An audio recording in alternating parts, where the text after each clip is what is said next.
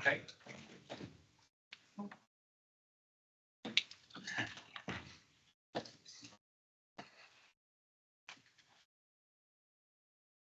Morning. I think we're going to have to wait till 10 o'clock.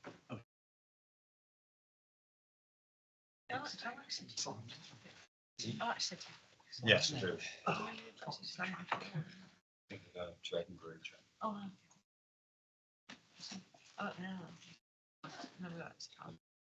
Traffic and Yes. Would you like to go sunshine on it? Oh, yeah. Oh, you can go online. You can get to all the locations actually. Go through places. And they're not all where you think, you know, they're like close together, but they're not. You can go out to the. Yes. It's okay. 5 bedroom house. It's really interesting. Yeah, oh, yeah, it's expanding. It's going to be 3 times the size. Someone on the. It's well worth it. You get the bus. Yes.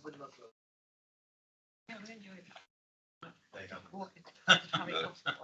quite engaged with Then it's like ghouls and goose. After 6, it's worth a walk.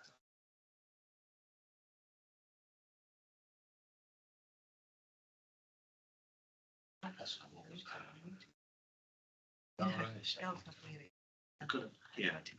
If we start before and the press suddenly walk in, so I don't have to do it. I mean, they won't. They do because they'll be watching it online. They could. Testing outside might not find it. Watching. There we go. We'll start then. Good morning, everyone. Welcome to this meeting of the Strategic Licensing Committee. I'm obliged to inform you that this meeting is being live streamed and recorded. Members of the public will be able to view the meeting using the link on the agenda.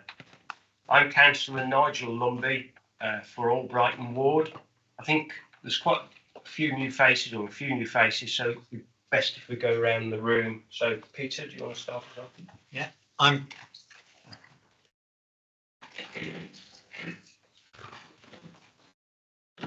Peter Broomall, Wham Division.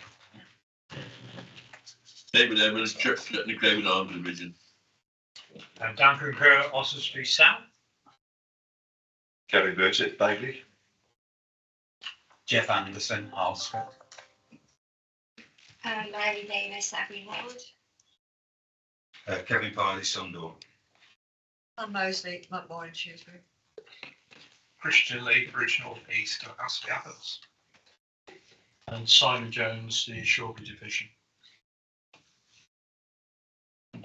Officers want to do it as well. Tim Wood, Committee Officer. Brian White, Solicitor for Shropshire Council. Only be the transactional management and licensing manager. Thank you, everybody. So, apologies. Received any? We've had apologies from Councillors Roy Allcroft and Edward Towers. We got substitutes for that. No. Public questions? No public questions, Chair. So we haven't got to read that today, did we?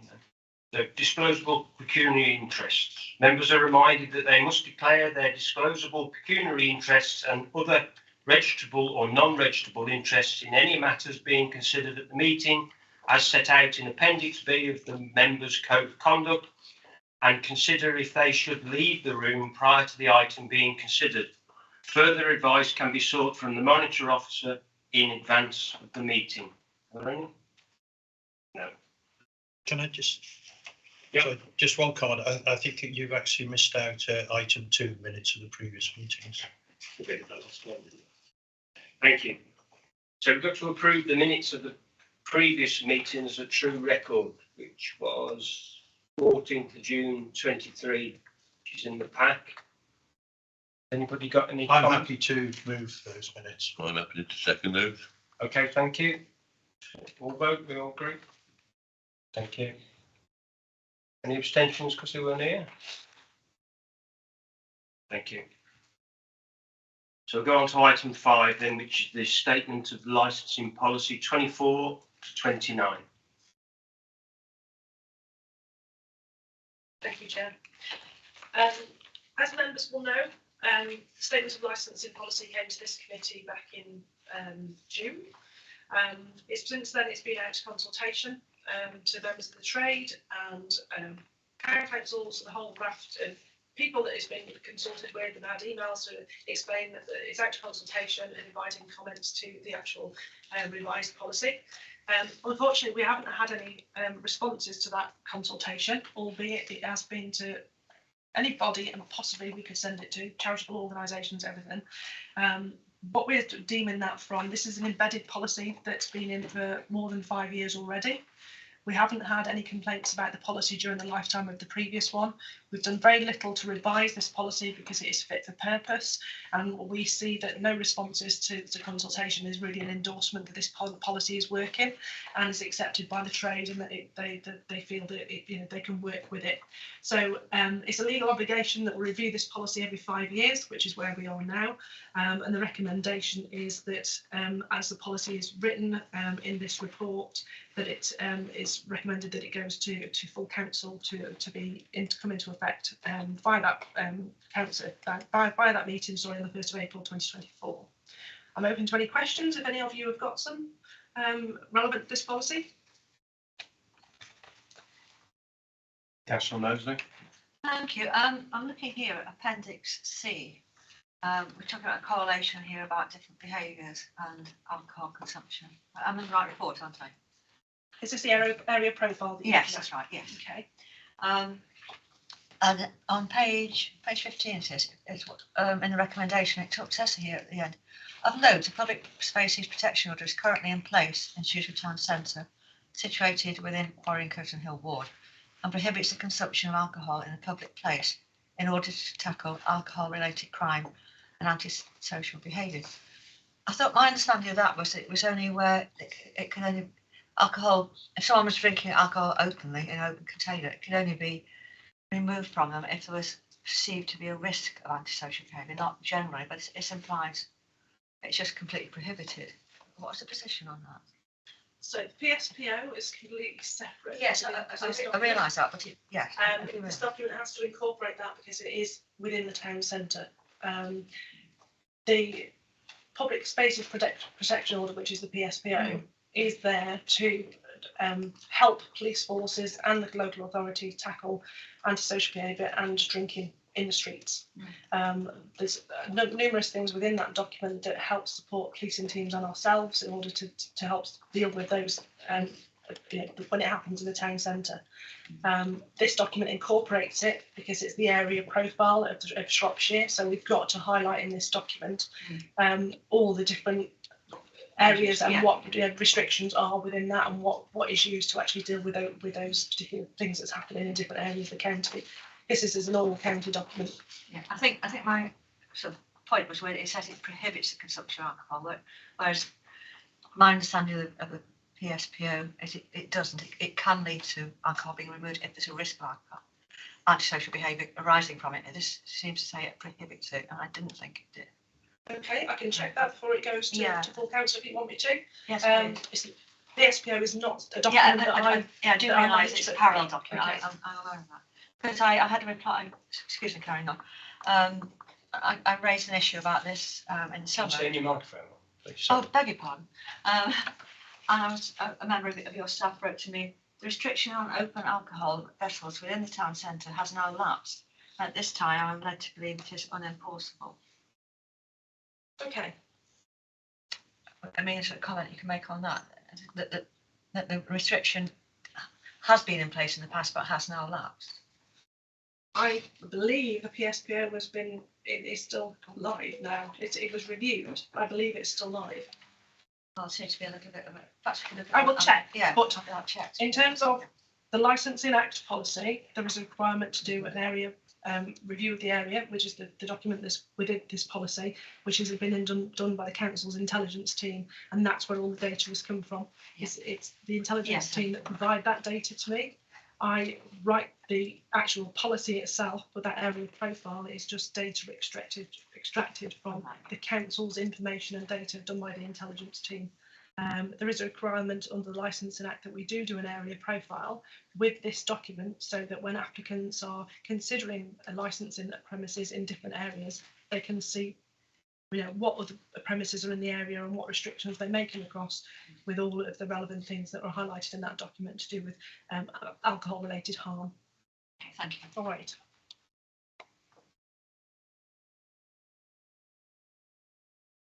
No other questions then? So the recommendations at 3.1 and 3.2, first one's that the committee considers it, which we have, and the second one, the committee recommends to the council the policies published, etc. So we all in agreement with that? Proposed. I'll second. Okay, thank you.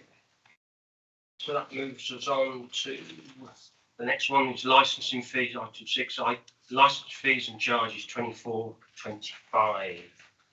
Mandy, okay. Thank you, Chair. So every year at this time, we do a review of the fees and charges for licensing. It's important to remember that licensing is a non-profit service.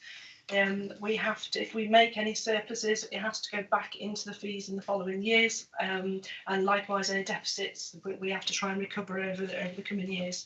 So the work that goes into this document is an ongoing thing, and it's on a rolling basis over a 3-year period. And it gets reviewed each time based on actuals from previous years, and the estimates going forward. We can only do estimates of what we're expecting. So that's the sort of general information on this. This again will go up to full council for approval, with the exception of the taxi licences, where they're required to have a separate consultation, which is normally done January onwards in the new year. They have a separate consultation, and if there's any representations made to the fees that's being proposed today for taxis, those fees or representation, sorry, will be brought back to this committee in March of next year. If there's no representations, those fees that are proposed today will come into effect at the end of the consultation period.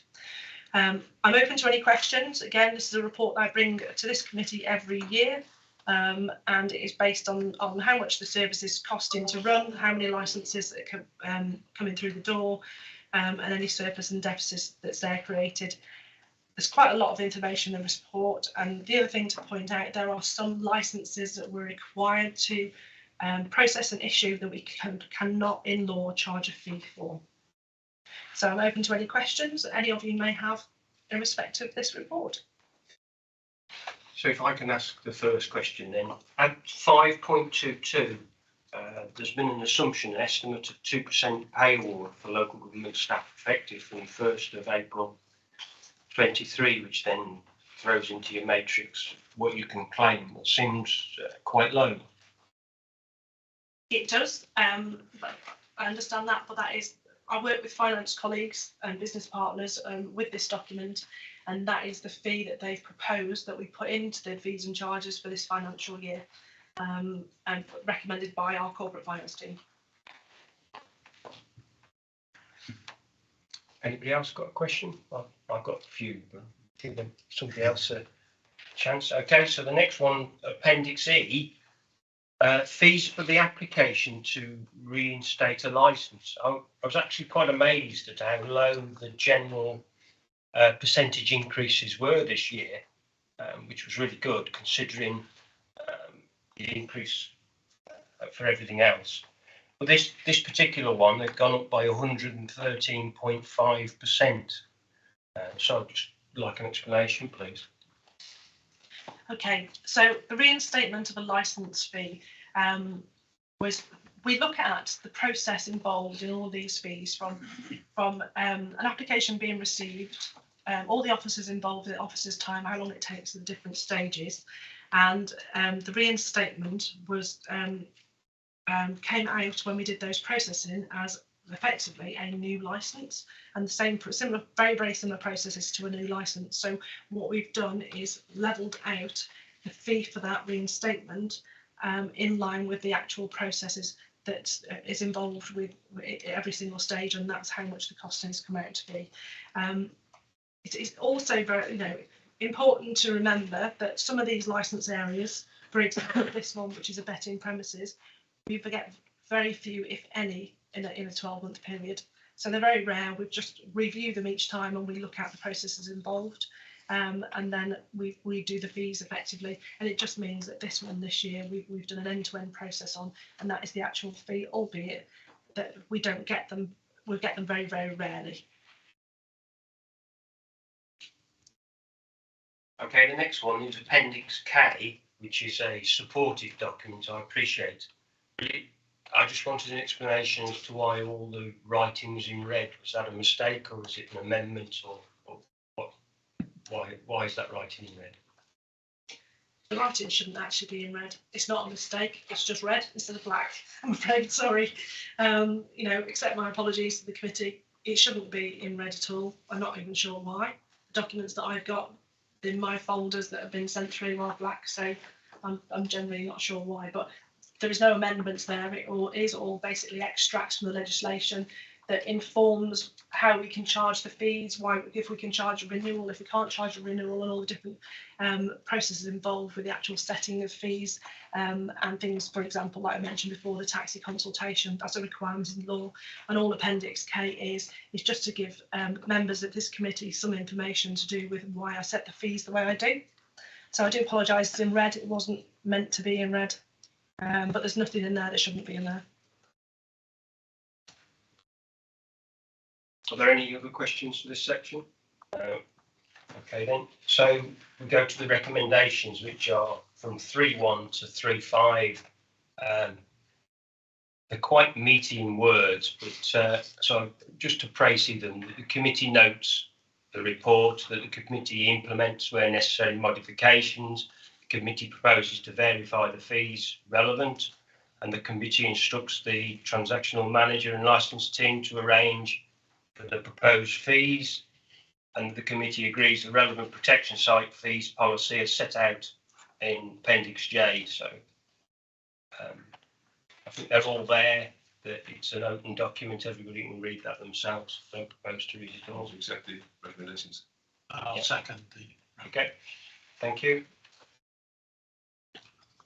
So that takes us on to item. Vote. Oh, right. Go on then. All those in favour? You're keeping me awake. Just in case. Yeah. I thought it threw me out place away. So that takes us to item 7, exercise of delegated powers, and over to Mandy again. Thank you, Chair. The delegated powers report is the standard report I bring to all the strategic committee meetings each time we meet. It just gives the committee members a chance to see how many licences that have been processed in the previous period up to this committee, and what types of licences that are actually my team have actually dealt with during that period of time. So it's just to be noted. But if there are any questions, I'm happy to answer those if anybody's got them. No questions. I've got one then. So, so item 7.6, and that's the table. I noticed the refuse to grant that there's actually 4. Whilst I'm actually heartened that we're turning things down, that seems to be the biggest number on the grid. So, any particular reason why there's so many refused? So, for example, in the set, these are drivers that you're referring to. So they're applicants to Hackney Carriage and Private Hire, a driver's licence. It's very likely that these are to do with what's been revealed on the DBSs of these applicants, and it doesn't fit with the fit and proper person to drive a Hackney Carriage or a private hire vehicle. I can't give specific details on each individual one, but it tends to be the items that have come up on their DBSs and the reasons why we refuse to grant a licence to them to drive a Hackney Carriage or private hire vehicle. Thank you. Any other questions? No. So item 3.1, which is the recommendations, and I should ensure that members note the position as set out in the report. Proposal. Second. Okay. So all those in favour? Good, thank you. So that takes us to the date of next meeting, To note that the next scheduled meeting of the Street Licence Committee will be held on Wednesday, the 6th of December at 10 a.m. I think there ends the meeting. Right, thank you very much, everybody. Short and sweet. I'm glad we managed to finish.